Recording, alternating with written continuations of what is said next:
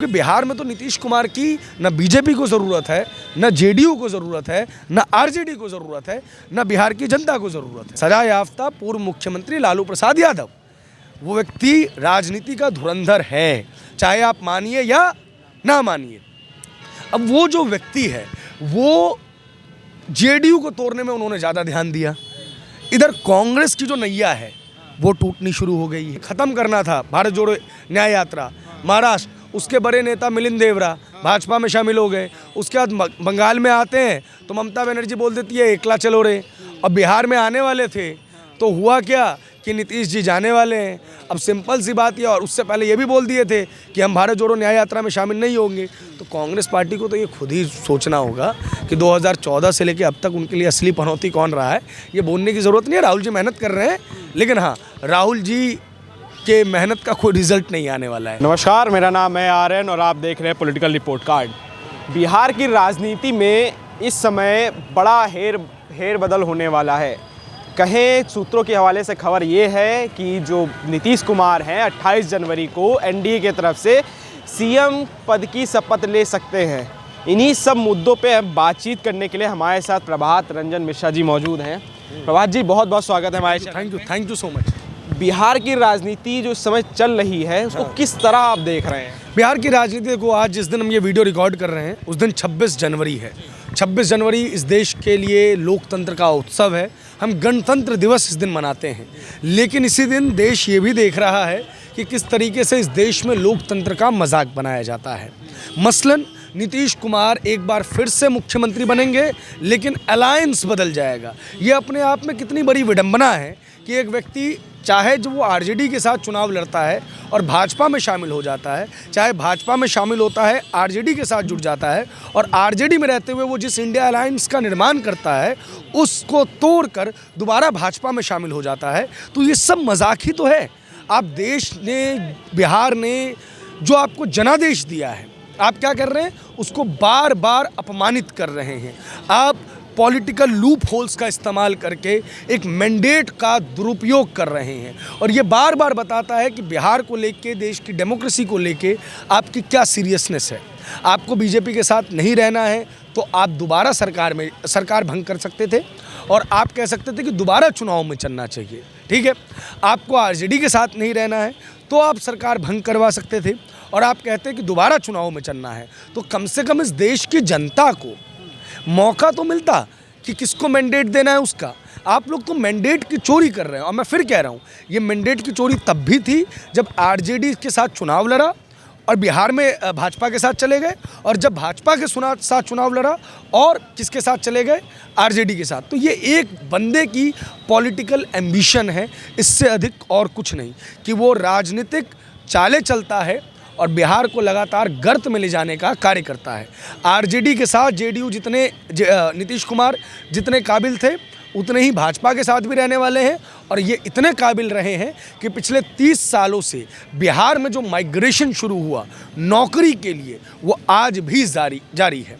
उसमें तमाम सरकारें जो हैं वो जिम्मेदार हैं। गिरिराज सिंह हाल में लालू प्रसाद यादव के साथ फ्लाइट में एक मुलाकात हुई थी, जिसके बाद उन्होंने एक बयान दिया था कि लालू प्रसाद यादव तेजस्वी यादव को मुख्यमंत्री बनाना चाह रहे हैं। क्या ये कारण है कि नीतीश कुमार आरजेडी से अलग हो रहे हैं? ये कारण तो होता तो बहुत पहले अलग हो जाते। चीज़ों को समझिए, दोनों जब दल साथ में आए थे तो उनका मकसद ही क्या था? लालू यादव का मकसद डे 1 से अपने बेटे तेजस्वी यादव को मुख्यमंत्री बनाना है, और तेजस्वी ने कहीं ना कहीं चुनाव में इस चीज़ को साबित भी कर दिया था। तेजस्वी की पार्टी आरजेडी बिहार में चाहे लालू और राबड़ी की फ़ोटो हटा के ही सही, लेकिन नंबर 1 पॉलिटिकल पार्टी बन गई थी सीट के हिसाब से। तो वो मैंडेट तो, या वो मकसद तो उनका बहुत पहले से था, पुराना था। नीतीश कुमार इसमें और क्या नया ऐड कर रहे हैं? ये तो सच्चाई थी कि आरजेडी जो है वो जेडीयू को समाप्त करती ही करती, चाहे वो आज करती नहीं तो कल करती। वरना लल्लन सिंह जो कि आरजेडी परिवार के करीब माने जाते हैं, उनको दिसंबर माह में अलग करने का क्या मकसद था जेडीयू के अध्यक्ष पद से? राष्ट्रीय कार्यकारिणी के साथ राष्ट्रीय परिषद की भी बैठक बुलाई गई। राष्ट्रीय परिषद की बैठक सिर्फ आपात काल या जब बड़े फैसले लेने होते हैं तब किया। तब मीडिया में ये होल्ला मचवाया कि बीजेपी नैरेटिव फैलवा रही है, बीजेपी ये सारी प्लानिंग कर रही है, बीजेपी वालों को हम में ज़्यादा इंटरेस्ट है। बाद में मीडिया सही साबित हुआ और नीतीश कुमार गलत साबित हुए। अब नीतीश कुमार क्या कर रहे हैं उनको पता है। देखिए मुख्य चीज़ क्या है, लालू यादव ललन सिंह को ब्रिज बना के जनता दल यूनाइटेड के विधायकों को तोड़ने वाले थे। आज के पॉलिटिकल सिचुएशन को अगर आप देखेंगे तो बिहार में जेडीयू, कांग्रेस और वाम दलों का जो गठबंधन है उनके पास टोटल सीटें हैं 114, जिसमें 8 अगर जोड़ दो आप तो बिहार में आप जादुई आंकड़े के पास पहुंच जाओगे, 122 सीटें आपको मिल जाएंगी। तो नीतीश कुमार की ज़रूरत सिर्फ और सिर्फ 8 विधायकों के लिए थी। किसकी? लालू यादव की। वो वाया नीतीश जो है, माफ़ कीजिए, वाया लल्लन सिंह जो है वो लालू आज नहीं तो कल पूरा कर लेते। तो इसलिए सबसे पहले नीतीश कुमार ने क्या किया, लल्लन सिंह को ठिकाने लगाया। उसके बाद गवर्नर के पास वो मिलने पहुंचते हैं। गवर्नर के पास जब मिलने पहुंचते हैं तो सारी रूपरेखा जानते हैं कि कितनी टाइमिंग मिलेगी उनको बहुमत साबित करने के लिए, कि अगर पार्टी में टूट फूट होती है तो क्या स्थिति पैदा होगी। ये सारी की सारी चीज़ों का वो ब्यौरा लेके आते हैं और उसके बाद वो तुरंत ही कर्पूरी ठाकुर के बहाने आरजेडी के ऊपर तंज कसना शुरू करते हैं, परिवारवाद के खिलाफ तंज कसना शुरू करते हैं। लेकिन क्या नीतीश कुमार को ये बात तब याद नहीं आई जब वो इंडिया अलायंस के लोगों के साथ बैठक कर रहे थे? तब वो राजीव सोनिया के पुत्र राहुल के साथ बैठक कर रहे थे, तब वो लालू प्रसाद यादव के पुत्र तेजस्वी यादव के साथ बैठक कर रहे थे, तब वो शरद पवार की पुत्री सुप्रिया सूले के साथ बैठक कर रहे थे, तब वो बाला साहब ठाकरे के पुत्र उद्धव ठाकरे के साथ बैठक कर रहे थे, तब अजीत सिंह के पुत्र जयंत सिंह के साथ बैठक कर रहे थे, तब मुलायम सिंह के पुत्र अखिलेश यादव के साथ बैठक कर रहे थे। तब उनको याद नहीं आई। इनकी जो पॉलिटिकल एम्बिशन है उसमें कभी कोई अच्छा हो जाता है, कभी कोई बुरा हो जाता है, लेकिन अंत में वो बिहार के लिए सिर्फ और सिर्फ हानिकारक ही साबित होते हैं। कर्पूरी ठाकुर के बहाने उन्होंने तेजस्वी यादव के खिलाफ जो कहना था वो कह दिया। अब नीतीश कुमार की हालत क्या हो गई है कि वो बड़े बेआबरू हो गए हैं। उनको वो सिर्फ, देखिए, एक सीएम है जिसने अपनी एक योजना लागू की और उस योजना का वो क्रेडिट ना ले पाए तो उसकी क्या हालत होगी। जाति आधारित जनगणना या जाति आधारित गणना ये बिहार सरकार ने चालू किया। इसके आधार पर 5 राज्यों में जो भी विधानसभा चुनाव हुए उसको कांग्रेस ने लड़ा, लेकिन उसका क्रेडिट कौन लेके जाता है? लालू परिवार। उसका क्रेडिट नीतीश कुमार तक नहीं मिल रहा। बिहार में जो बदलाव हुए थे पहले दौर में, ये बात सच्चाई है कि 2005 तक बिहार में जंगल राज था, लोग अपने घरों से बाहर नहीं निकल पाते थे, लेकिन उस जंगल राज को हटाने का क्रेडिट कौन ले जा रहा है? भाजपा। और बिहार में सब कुछ जो बुरा हो रहा है उसका क्रेडिट किसको मिल रहा है? नीतीश कुमार को। नीतीश की पार्टी को तोड़ने में भाजपा भी आगे है और नीतीश की पार्टी को तोड़ने में आरजेडी भी आगे है। यही कह के आप निकले थे ना, जेपी नड्डा पहुंचे थे जब बिहार में उस दौर में, तो उन्होंने एक बयान दे दिया था कि रीजनल पार्टीज़ का अस्तित्व खत्म होने वाला है। तो नीतीश कुमार की को ये बात ईगो पे लग गई कि जो छोटे दल हैं या जो क्षेत्रीय दल हैं उनको भाजपा खत्म करना चाहती है। यही काम आपके साथ आरजेडी ने भी कर लिया। अब देखिए स्थिति क्या है कि 2024 के विधानसभा चुनाव में 100 दिन से कम का समय रह गया है। 17 सांसद है जनता दल यूनाइटेड के। उन सभी सांसदों को पता है कि वो नीतीश के बलबूते जीत के नहीं आए हैं, वो मोदी के बलबूते जीत के आए हैं। वरना 2014 में जब लोकसभा चुनाव हुए थे तो भी वो लोग जीत जाते। तो ये 17 सांसदों की लॉयल्टी किस तरफ रहेगी? ये 17 सांसदों की लॉयल्टी मोदी की तरफ रहेगी। अब विधानसभा में 40-42 का नंबर है इनके पास। अब ये जो 42 लोग हैं इनको ज़मीन पे रहना है, विधायक हैं, अपने क्षेत्र में रहना है, इनको कोई एक पाला चुनना होगा, चाहे वो पाला भाजपा का चुने, चाहे वो पाला आरजेडी का चुने। तो ज़मीनी स्थिति उनको नज़र आ रही है कि आरजेडी की तरफ जाने में पॉलिटिकल स्कोप ज़्यादा है, क्योंकि आरजेडी के साथ आप टेबल पे अच्छी डील साइन कर सकते हैं, क्योंकि आरजेडी को नीड ज़्यादा है, भाजपा को नीड ज़्यादा नहीं है। अगर ये 42 के 42 विधायक भाजपा में शामिल हो जाएँ तो इस बात की कोई गारंटी नहीं है कि इन 42 के 42 विधायकों को दोबारा टिकट भी मिल जाएगा बीजेपी की तरफ से। लेकिन आरजेडी की तरफ से ये चीज़ पॉसिबल है। तो विधानसभा में आपको आरजेडी तोड़ रही है, संसदीय क्षेत्र पे आपको तोड़ रहे हैं कौन? भाजपा, अमित शाह। तो आपके पास बच क्या गया? कटोरा। जो आपने जॉर्ज फर्नांडिस के साथ किया, जो आपने शरद जी के साथ किया, जो आपने लल्लन सिंह के साथ किया, जो आपने आरसीपी सिंह के साथ किया, समय का चक्र ये था कि वही चीज़ आपके साथ होने वाली थी। इस चीज़ के डैमेज कंट्रोल के लिए अब 17 सांसद तो मान जाएंगे ना कि जी हम बीजेपी के साथ जा रहे हैं, कुछ विधायक भी मान जाएंगे, एक बड़ी संख्या में, एक बड़े फ्रैक्शन में विधायक भी मान जाएंगे। तो ये यहाँ घुस गए। अब पर्दे के पीछे हुआ क्या खेल, वरना ये लोग बार बार कह रहे हैं कि नीतीश कुमार सरकार बना लेंगे बीजेपी के साथ 28 तारीख को। इस पूरे फ्रेम में एक और बड़ा खिलाड़ी है जिसकी चर्चा लोग नहीं कर रहे हैं, सजा याफ्ता पूर्व मुख्यमंत्री लालू प्रसाद यादव। वो व्यक्ति राजनीति का धुरंधर है, चाहे आप मानिए या ना मानिए। अब वो जो व्यक्ति है वो जेडीयू को तोड़ने में उन्होंने ज़्यादा ध्यान दिया। इधर कांग्रेस की जो नैया है वो टूटनी शुरू हो गई है। कांग्रेस के जो 19 विधायक हैं उसमें से अधिकतर जो हैं वो भाजपा के संपर्क में हैं।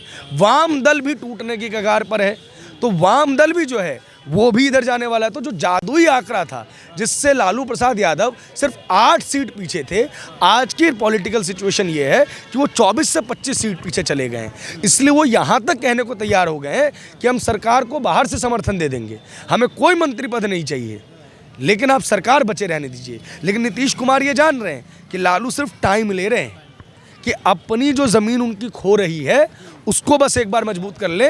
12-13 तो अपने सांसदों 12-13 में तो हमने सेंध लगाई दी है, लल्लन सिंह डिप्टी सीएम बन ही जाएंगे और आरजेडी जो है वो जेडीयू को तोड़ ही लेगी।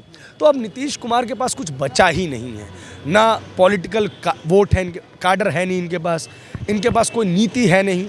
अब शराबबंदी को 2020 के विधानसभा चुनाव में भुना चुके थे, अब 2025 के विधानसभा चुनाव में क्या लेके जाएंगे? नौकरियों की जो नियुक्तियां पत्र बांटी जा रही हैं उसमें कैसे कैसे लोग नियुक्त हो रहे हैं, इसको मीडिया बार बार एक्सपोज कर रहा है। और वो नियुक्तियां भी किसके हिस्से जा रही हैं? वो भी तेजस्वी यादव के हिस्से जा रही हैं। हॉस्पिटल मॉडल भी जो है वो किसके हिस्से जा रहा है? तेजस्वी यादव के हिस्से जा रहा है। तो 2025 में किस मुंह से चुनाव लड़ने जाते? और 20 के चुनावी प्रचार के दौरान तो बोल चुके थे ना कि हमारा अंतिम चुनाव है, अंत भला तो सब भला। तो बस उनका अंत समीप है। अब वो एक अच्छी राजनीतिक विदाई चाहते हैं। अच्छी राजनीतिक विदाई कैसे हो सकती है? मुख्यमंत्री का लाव लश्कर हटे तो राज्यपाल का राव लश्कर मिल जाए, और वो जब तक जीवित रहें तब तक मिल जाए। वो अभी भाजपा अगले 10 सालों तक कहीं जा नहीं रही है, तो उसी के हाथ में है। तो इसी चीज़ के लिए जो है नीतीश कुमार पलटी मार के इस तरफ जा रहे हैं और अमित शाह का पूरा गेम रेडी है। दोबारा जो है बिहार के अंदर भाजपा और जेडीयू की सरकार आ रही है। लेकिन मीडिया के मेरे मित्रों, मैं बार बार कह रहा हूँ कि अभी ब्रेकिंग न्यूज़ ये मत चलाइए कि नीतीश कुमार मुख्यमंत्री बनने वाले हैं। अगर मुख्यमंत्री बनने भी वाले हैं ना, तो नीतीश कुमार सिर्फ 2024 लोकसभा चुनाव तक ही मुख्यमंत्री रहेंगे, क्योंकि उसके बाद की उनकी कोई हैसियत नहीं रहने वाली। और बीजेपी से देखो, बीजेपी के पास बिहार में अब तक एक भी अपना मुख्यमंत्री नहीं रहा, और अगर इस तरीके की स्थिति बीजेपी की रहेगी तो कभी बीजेपी का मुख्यमंत्री बन भी नहीं पाएगा। बीजेपी को ये समझना होगा कि बिहार में लगभग 18 सालों से 2005 से लेकर 2023-24 तक की अगर हम बात कर लें तो लगभग 19 सालों तक में 15 से 16 साल तक उनकी भी सरकार में भागीदारी रही है। तो 15 से 20 सालों में जो समस्याएं उत्पन्न हुई है ना, उसके लिए भाजपा भी रिस्पॉन्सिबल है। आज का वोटर ये सवाल आपसे नहीं पूछ रहा, क्योंकि ड्राइविंग सीट पे नीतीश कुमार बैठे थे, लेकिन अब वोटर ये समझेगा। और नीतीश को अगर आप सीएम बनाते हैं तो 1 साल में आप कुछ अमूल चूल परिवर्तन बिहार में नहीं करने वाले। 25 के विधानसभा चुनावों में इसका नुकसान आपको भी झेलना पड़ेगा। 24 का इलेक्शन आ रहा है, तो कहीं ना कहीं उसी के कारण ये बिहार में जो सरगर्मियां बढ़ रही हैं वो है। 2014 इलेक्शन की अगर बात करें, उस समय भी आरजेडी और जेडीयू अलग अलग लड़े थे और उससे बीजेपी को फ़ायदा हुआ था उस समय। तो क्या अब जो चुनाव होने वाला 24 में, इसमें बीजेपी को किस तरह से फ़ायदा पहुंचेगा? लोकसभा में एक चीज़ याद रखिए, लोकसभा चुनाव और विधानसभा चुनाव, इसमें अब देश की जनता अलग अलग मैंडेट देती है। आप समझिए इस चीज़ को। पिछली बार राजस्थान में कांग्रेस की सरकार बनाई, लेकिन 25 की 25 सीटें भाजपा को दे दी। दिल्ली में आम आदमी पार्टी की सरकार है, लेकिन 7 की 60 सीटें भाजपा को दे दी। बिहार में लोकसभा में और विधानसभा में अलग फ़र्क होता। लोकसभा चुनावों के लिहाज से नीतीश कुमार की कोई ज़रूरत नहीं है भाजपा को, क्योंकि देश में इतने मुद्दे हैं कि बिहार का वोटर बीजेपी को ही वोट करने वाला था।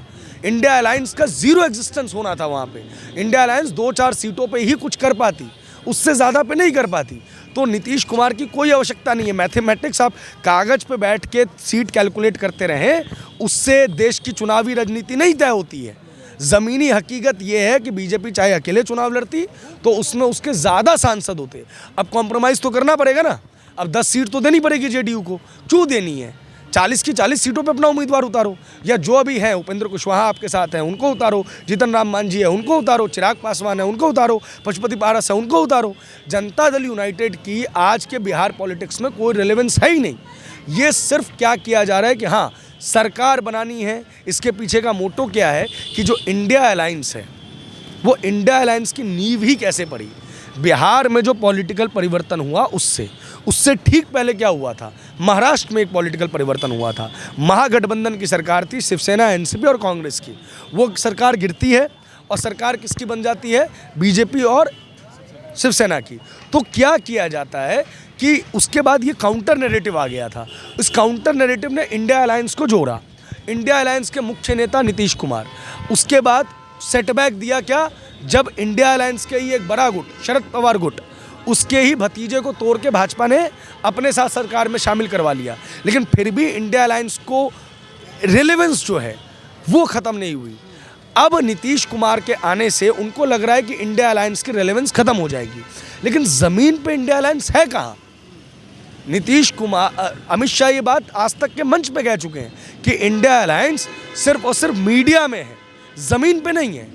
तो अब सिर्फ और सिर्फ इंडिया अलायंस को समाप्त करने के लिए इस अलायंस का मतलब नहीं समझ में आता है, क्योंकि बिहार में तो नीतीश कुमार की न बीजेपी को ज़रूरत है, न जेडीयू को ज़रूरत है, न आरजेडी को ज़रूरत है, न बिहार की जनता को ज़रूरत है। इंडिया अलायंस की आप बात कर रहे हैं, अभी जैसे राहुल गांधी की भारत जोड़ो यात्रा चल रही है, अभी जब ये बंगाल में एंटर करने वाले थे राहुल गांधी, तब ममता बनर्जी ने झटका दिया। उसके बाद अब जब बिहार में एंटर करने वाली है तो ये अब नीतीश कुमार ने झटका दे दिया। क्या मतलब कि जो राहुल गांधी प्रधानमंत्री मोदी को पनौती बनाते थे, कहीं खुद तो पनौती नहीं शामिल हो रहे हैं? यही तो चीज़ देखनी होगी। पहली भारत जोड़ो यात्रा शुरू की, जब पहली भारत जोड़ो यात्रा शुरू की तो गुजरात में जो है जो विधायक जीत के आए थे वो भी चले गए। अब जब दूसरी बार शुरू किया है तो आते ही जहाँ पे ख़त्म करना था भारत जोड़ो न्याय यात्रा महाराष्ट्र, उसके बड़े नेता मिलिंद देवरा भाजपा में शामिल हो गए। उसके बाद बंगाल में आते हैं तो ममता बनर्जी बोल देती है एकला चलो रे। अब बिहार में आने वाले थे तो हुआ क्या कि नीतीश जी जाने वाले हैं। अब सिंपल सी बात ये, और उससे पहले ये भी बोल दिए थे कि हम भारत जोड़ो न्याय यात्रा में शामिल नहीं होंगे। तो कांग्रेस पार्टी को तो ये खुद ही सोचना होगा कि 2014 से लेकर अब तक उनके लिए असली पनौती कौन रहा है। ये बोलने की ज़रूरत नहीं है, राहुल जी मेहनत कर रहे हैं, लेकिन हाँ राहुल जी के मेहनत का कोई रिजल्ट नहीं आने वाला है। ये मतलब रिजल्ट क्यों नहीं आने वाला? आज से नहीं, 2004 से तो वो लॉन्च ही हो रहे हैं। मतलब चंद्रयान 1 अपना गया, उसने कुछ सक्सेस प्राप्त की। चंद्रयान 2 गया, सक्सेसफुल रहा 95%। लोगों ने बोला फेलियर है, लेकिन फिर भी 95% सक्सेसफुल रहा। चंद्रयान 3 लॉन्च हुआ, लैंड हो गया। राहुल गांधी 2004 से लॉन्च हुए ही जा रहे हैं, कभी लैंड होते ही नहीं है। तो कुछ ना कुछ तो प्रोग्रामिंग फेलियर है, और प्रोग्रामिंग फेलियर उस रॉकेट में ही है। उस रॉकेट को आप बदल नहीं रहे हैं, तो जब तक उस रॉकेट को नहीं बदलेंगे तब तक लैंडिंग कभी सक्सेसफुल हुई नहीं। क्या लग रहा है, मतलब अगर रॉकेट बदलेंगे तो मतलब कुछ चांसेस बनेगा? पैन इंडिया लेवल पे तो कांग्रेस है ना, पैन इंडिया लेवल पे तो कांग्रेस है। कांग्रेस, देखिए दो चीज़ें हैं। अगर कांग्रेस को राहुल गांधी को अपना अध्यक्ष रखना है तो कांग्रेस इस देश की डेमोक्रेसी में कैसे कंट्रीब्यूट कर सकती है कि दिल्ली में अपने जितने भी ऑफिसेज हैं वो आम आदमी पार्टी को दे दे, गुजरात में जितने ऑफिसेज हैं आम आदमी पार्टी को दे दे, गोवा में जितने ऑफिसेज हैं आम आदमी पार्टी को दे दे, पंजाब में जितने ऑफिसेज हैं आम आदमी पार्टी को दे दे, यूपी में समाजवादी को दे दे, और अन्य जगहों पे अन्य दलों को दे दें। जैसे बिहार में आरजेडी को दे दें, झारखंड में जेएमएम को दे दें। तो इससे क्या होगा कि कम से कम इन छोटी पार्टीज़ के पास लड़ने के लिए संसाधन आ जाएंगे। और अगर राहुल गांधी को हटाते हैं तब जाके वो जो मिट्टी की या इमारतें बनी हुई हैं उनका कोई इस्तेमाल हो पाएगा, क्योंकि जब तक वो कांग्रेस सिर्फ यही काम कर सकती है कि अपनी पार्टी किसी और पार्टी को दे दे तो वो इस देश की डेमोक्रेसी में कोई रोल प्ले कर सकती है। कांग्रेस के कई बड़े नेता ये कहते हैं कि कांग्रेस में इस समय जेएनयू का लेफ्टिस्ट गैंग घुसा हुआ है। कई नेता के बयान ऐसे आते हैं, तो और उस वजह से कांग्रेस की कहीं ना कहीं नैया डूबती नजर आ रही है। अब सीधा नाम लीजिए ना, आचार्य प्रमोद कृष्णन ये बात कहते हैं, और भी कांग्रेस से जो खफा खाए लोग हैं, गुलाम नबी आज़ाद, ये सारी बातें कहते हैं। ये सच्चाई है ना। पुराने कांग्रेसी है कहाँ आज कांग्रेस में? भारत जोड़ो न्याय यात्रा में कोई पुराना कांग्रेसी साथ में चल रहा हो तो बताइए। भारत जोड़ो न्याय यात्रा को लीड कर रहे हैं जवाहरलाल नेहरू विश्वविद्यालय के पूर्व छात्र संघ अध्यक्ष, और जिनके ऊपर सेडिशन का चार्ज है, कन्हैया कुमार, जिनके सामने जो है अफजल की बरसी बनाई गई। कौन था अफजल? अब सिंपल सी बात यह है कि देश का एक आम वोटर भले ही महंगा राशन खरीद ले, लेकिन वो कभी भी जो है वो एक देशद्रोही को वोट नहीं देगा। तो अगर कांग्रेस को ये समझ नहीं आ रहा है तो कब समझ में आएगा?